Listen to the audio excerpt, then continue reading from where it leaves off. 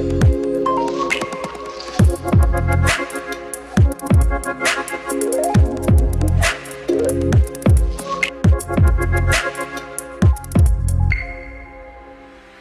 evening, dear viewers, and welcome back to the review program. In this episode, we will talk about the ecology sector of Uzbekistan, main achievements and current issues. Uzbekistan took bold actions to enhance its ecology sector. The country fostered international relations with developed nations to further improve the ecology sphere. Uzbekistan also actively participated in the UN International Climate Summit (COP28) held in Dubai. The event brought together over 70,000 people around 190 countries. For the first time at COPs, Uzbekistan showcased its achievements in promoting green education through UNESCO's initiative aimed at fostering environmental education worldwide. The conference's main task was to assess mankind's progress in achieving the goals of the Paris Convention. COP28 organized over 100 climate change events. A crucial gathering was the World Summit on Climate Action. Delegates at the 28th UN Climate Change Conference in Dubai agreed to establish a loss and damage fund. This fund aims to assist developing countries in compensating for losses due to climate change. Contributions to the fund will be voluntary, and all developing countries will have direct access to resources. During the conferences, Uzbekistan also signed memorandums with several countries on water and waste management, recycling and green economy. Uzbekistan is doing well in the international arena regarding ecology sphere, actively participating in the global events and also hosting the major conferences. For example, it hosted CRIC 21 in Samarkand, which brought together almost 130 countries, and is preparing for the upcoming COP14, the Convention on the Conservation of Migratory Species of Wild Animals. However, there is growing concern about local conditions, specifically regarding air pollution, which has become a prominent topic in the last 6 months. Before we dive into a more detailed discussion, my colleague has conducted surveys among local residents in the topic. Today, ecology is a global issue that affects both the state and every citizen. To address this problem, we must increase green spaces and plant more trees. Additionally, we should pay attention to the type of gasoline used in vehicles and develop tools that filter dust in construction. Global air pollution is a significant issue. We are protecting ourselves with masks. Drinking more water and walking in green areas are crucial. Worldwide, adding an ecology-focused subject in education is vital. Our state is adopting green budgeting, which should also contribute to the cause. It is important to plant more crops and trees in the capital. We can't open our house windows so dust comes in. Factories in the city harms us. We need to move factories away and add more greenery in populated areas. I want more trees because they produce more oxygen. Now I wear a mask when it's dusty to stay protected. The air quality in Uzbekistan is currently poor, with garbage scattered across the streets. Some days breathing becomes a struggle. Activists in the country are addressing this issue, urging residents to join. It's crucial for everyone to work together because a single person can't solve this problem alone. To solve this problem, enterprises in Tashkent city should be moved away from the population to reduce their impact. We are on the road of Tashkent, and as you can see, dust is everywhere. According to the IQ Air portal, Tashkent took 8th place among the largest cities in the world for air pollution. PM2 in the air of Tashkent, according to the latest data, reached almost 160, an indicator classified as hazardous. According to the World Health Organization, among the indicators of air pollution, particulate matter PM2.5 possess the greatest health risks. The Sun Apit Committee also stressed the importance to use medical masks and change them every 2 hours.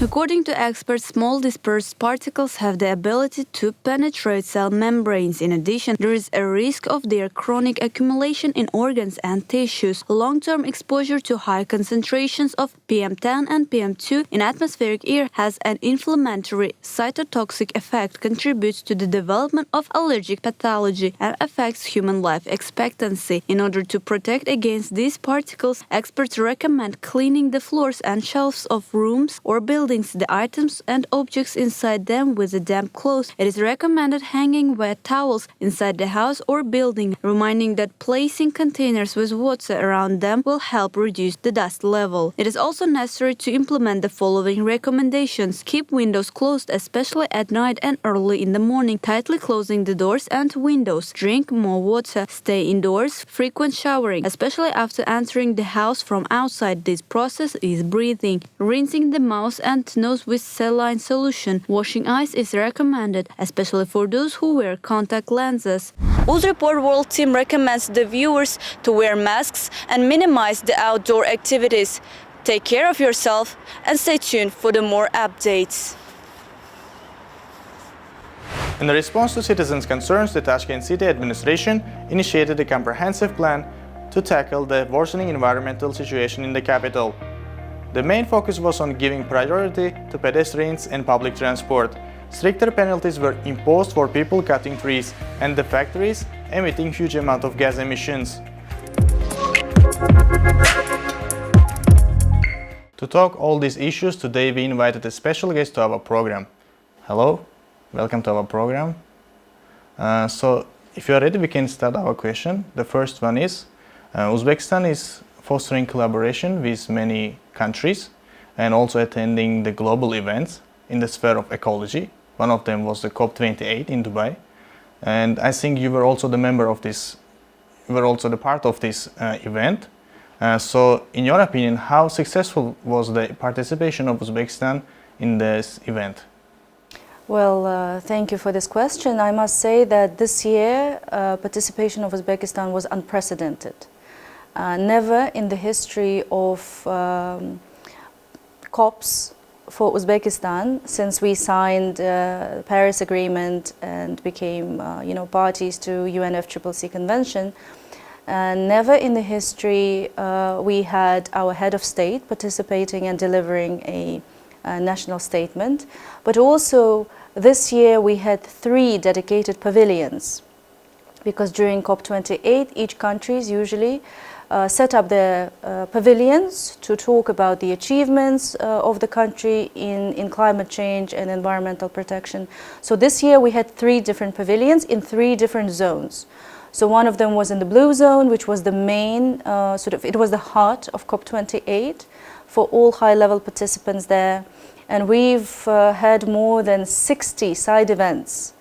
Then we participated in the regional pavilion, Central Asian Pavilion, where we also had various events, also talking about the key issues that Uzbekistan and Central Asia face in the face of climate change. And then we had a national pavilion in the green zone, which was mostly focused on cultural aspects, but also we had participation of almost all ministries who ran their thematic events in the green zone. So to go back to your question, I can say that this year it was unprecedented, it was successful. Not a single country had 3 different pavilions. And of course the presence of our president and the proposals that he delivered on stage, they were quite substantial and they were highly recognized by the international community. What were the major signings in this conference, in your opinion? Well, I think this year it was different because the focus when it comes to climate was usually set on small island states, on developed countries, Central Asia and sometimes, Middle East. They were not as prominent when it came to climate change agenda. But this year, participation of Central Asian states, but of course Uzbekistan specifically, because we are actively promoting this agenda not only nationally, but internationally as well. And I think this was the main achievement in terms of showing that for us, climate change is not just a fancy topic. It's something that we face every day, and we are ready to play an active role in international arena when it comes to climate change. So that's why, participating in 3 different pavilions, running various events, talking more about Uzbekistan. Usually, everyone knows Uzbekistan as a hospitable country with beautiful people and good food. But this year it was all about Uzbekistan and climate and how we have our own, approaches and views when it comes to dealing with these extremely important issues. And of course, President has proposed a range of important initiatives. One of them was, raising issues of climate migration, the issue of water, because we as a region, not only as a country, have shortages of water. And with climate change, this is becoming even worse. The President has focused on the importance of science and talking about science-led policy. And as a result, he announced the establishment of a scientific climate residence, which will be which is already organized on the basis of Central Asian University of Environmental and Climate Change Studies. So across very different areas, I think Uzbekistan showed that not only we are up to date with climate agenda, but we are also ready to play our part in that. So in this case, I want to say that Uzbekistan not only participated as a guest, but also hosted many major conferences here in the country. One of them was the CRIS 21, and the upcoming COP14 can be an example of this. So do you think that being a host can also help to improve this sector in the country? Of course, of course. Just as I said, right now Uzbekistan is becoming almost one of the regional leaders in bringing environmental issues. So we are not just following. We're bringing these issues ourselves. We're saying, please look at us. Climate change doesn't only affect, Maldives or other small states. We are suffering from it. And having these events such as CRIC 21, talking about, it's a convention to combat deforestation, all these sand and dust storms, it all comes as a result of land degradation and deforestation. Almost 120 countries came to Samarkand, and they, as I said, they found out about Samarkand not only as a historical place, but as a place where we can talk about climate diplomacy. All of these events really are making Samarkand the center of environmental and climate diplomacy. COP14, the upcoming COP, will see an unprecedented level of participation because for the first time, Her Excellency Inga Anderson, who is Under Secretary General of the UN, Antonio Guterres, and she's also an Executive Director of UNEP, United Nations Environmental Program, which is one of the biggest and most important organizations in the world to talk about environment. She will be coming to the region for the first time, and this will be in Uzbekistan. In addition, we have other high-level guests, but of course participants from more than 110 member countries will also be joining for this COP14 on migrating species. And all of that, talking about deforestation, talking about climate change, talking about migratory species, again puts Samarkand in the center, that we are not only seeing climate change from one side, that we are trying to see it in an integrated manner. If you noticed in the last few months, there were raised concerns among the population of Uzbekistan, especially in the capital, about the air pollution. Mm-hmm. What do you think what were the main factors to this? I'm very glad you asked this question because I think we don't have enough valid information that is sort of explained to the members of the public and to the population. Air quality is a big problem for everyone. It doesn't matter, whether you are a governmental official or you are a teacher. Everyone is equally affected by bad environment. And this time, it was interesting what happened, the discussions that happened among the public. Everyone directly thought, air quality, it's very bad, who is responsible for that? Or probably, Ministry of Ecology. But of course, this is not the case because everyone is responsible for the environment. Everyone is responsible for air quality itself. If you are driving your car, of course, and everyone loves to drive their cars, this will affect air quality.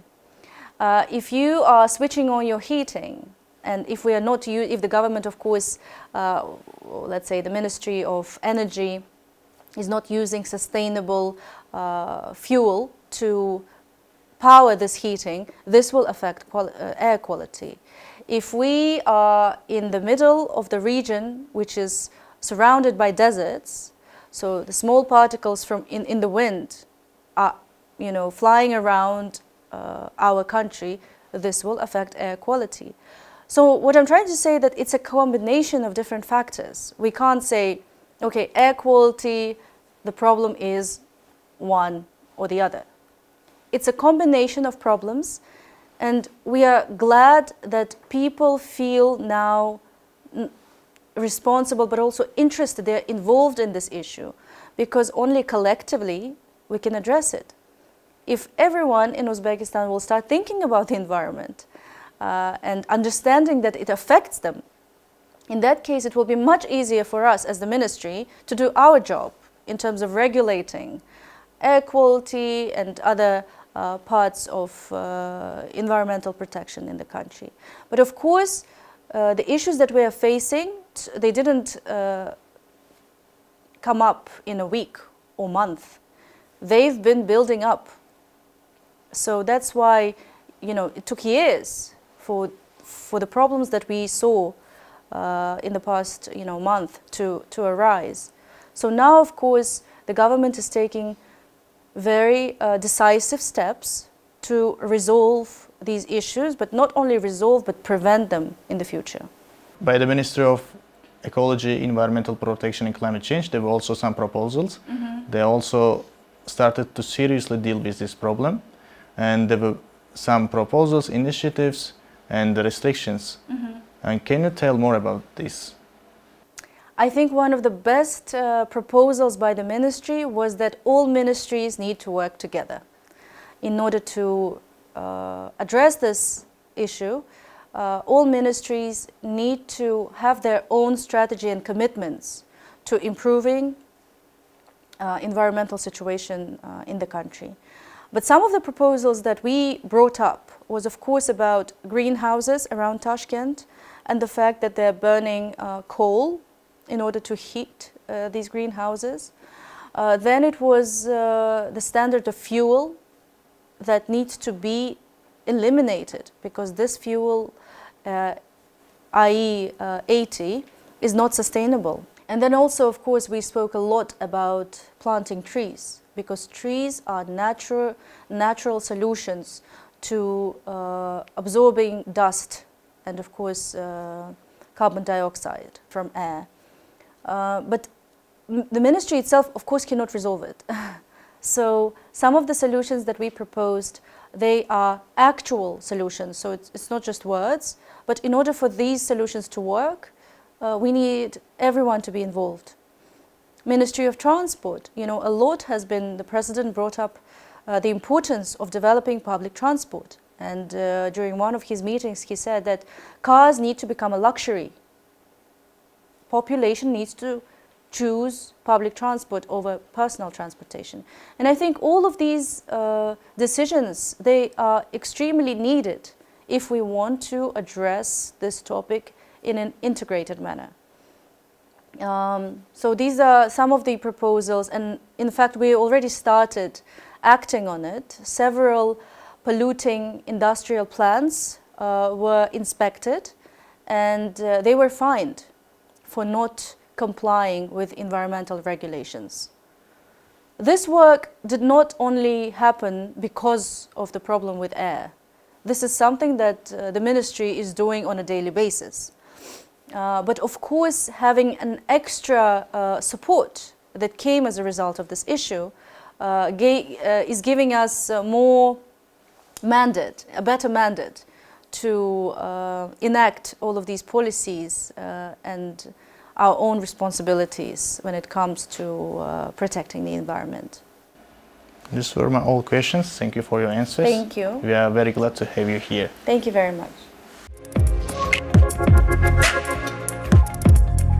Here our analysis comes to an end. Goodbye, until the next episode.